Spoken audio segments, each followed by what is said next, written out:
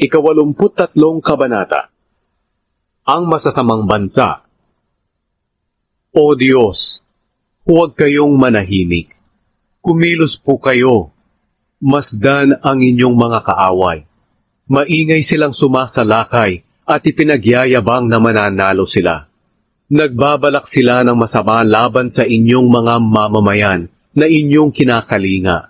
Sinabi nila, "Hali kayo, wasakin natin ang bansang Israel," upang makalimutan na siya magpakailanman. At nagkasundo sila sa masamang plano nila. Gumawa sila ng kasunduan laban sa inyo. Sila ay mga taga-Edom, mga Ismaelita, mga taga-Moab, mga Hagreyo, mga taga-Gebal, taga-Amon, taga-Amalek, mga taga-Filistia, at mga taga-Tyre. Kumampi rin sa kanila ang Assyria, isang bansang malakas na kakampi ng lahi ni Lot.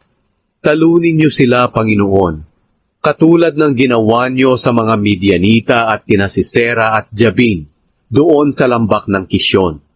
Namatay sila sa Endor, at ang mga bangkay nila'y nabulok at naging pataba sa lupa. Patayin niyo ang mga pinuno nila, katulad ng ginawa ninyo kina Oreb at Zeeb, at kina Zeba at Zalmuna. Sinabi nila, "Agawin natin ang lupain ng Diyos." O Diyos ko, ikalat niyo sila na parang alikabok o ipa, na nililipad ng hangin.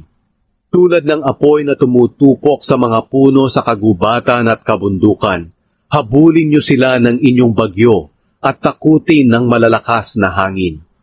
Hiyain niyo sila, Panginoon, hanggang sa matuto silang lumapit sa inyo. Sana nga ay mapahiya at matakot sila habang buhay. Mamatay sana sila sa kahihiyan, para malaman nilang kayo, Panginoon, ang tanging kataas-taasang Diyos sa buong mundo.